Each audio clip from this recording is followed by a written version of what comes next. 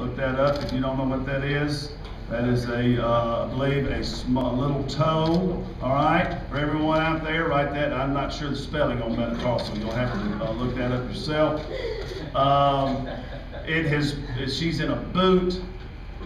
She had been on crutches.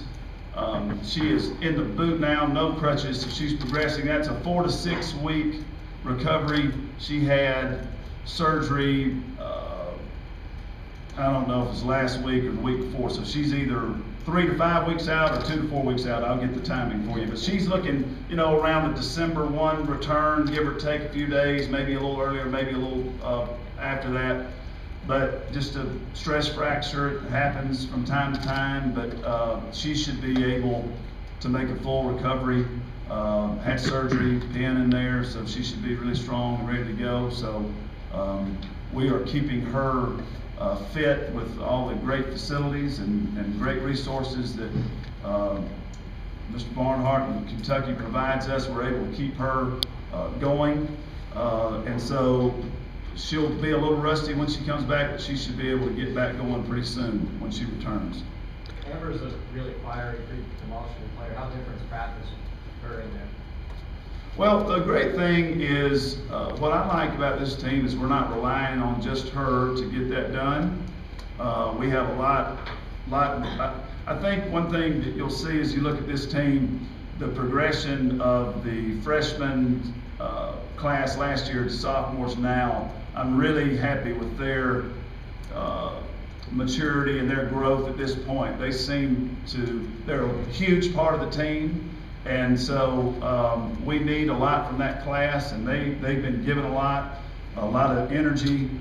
Castine Evans, Megan Conright on the perimeter have really been very fiery. A newcomer, Bria Goss, is a very talkative player and energetic player. Even Adia Mathis has done a much better job, and that's not been her strong suit, so really happy that she's doing some of those things now.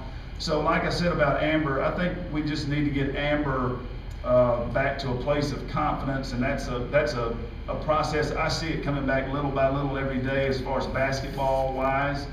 And when she makes more plays and finally gets all the way back in her mind, then all of that fire and enthusiasm will be helpful to the team. But we're really fortunate that we're not waiting on that to happen for us to have some enthusiasm and energy.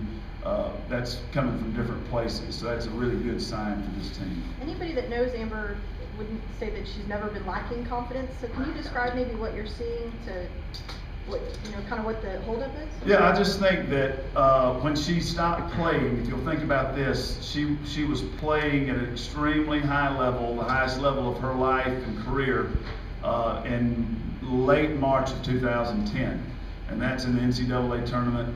And great summer, feeling really good about herself, and then right before we go home in that July with the knee injury, and so it's a devastating blow to her. You know, physically, we know what to do. We have great doctors, and she knew what to do, and that's almost the easier part or easiest part of the three. Mental and emotional recovery is much slower than the physical recovery. So what I mean is, she's not making the plays that she was making at that point in time, and it's not because she's not capable. It's just a process of knocking the rust off, and it's a process of her being absolutely sure in her mind. And I don't care who you are, that's just something that every player has to go through, and Amber has to go through it her own way.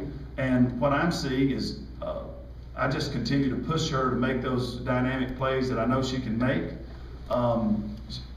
She gets a little too frustrated with her mistakes right now, and I'm really working with her on that, and all the coaches are. She's letting that affect her negatively, so I'm really trying to get her to focus on her successes instead of, she doesn't weigh failure and success equally. And it's kind of holding her back a little bit, and I'm not here to say that she's not doing well. I'm just saying that you may be ready to see her hit the floor in 2010 form, and I'm just telling you she's not there quite yet. I have every belief and confidence that she's going to get there, and we're working every day to try to help her get there, but that's what I'm describing right now. Is she your... Go ahead. You talk about this being the deepest team talent-wise you've had. Does that mean even some returning players may have smaller roles as far as minutes played, and have you started talking with people about that, how you kinda handle that?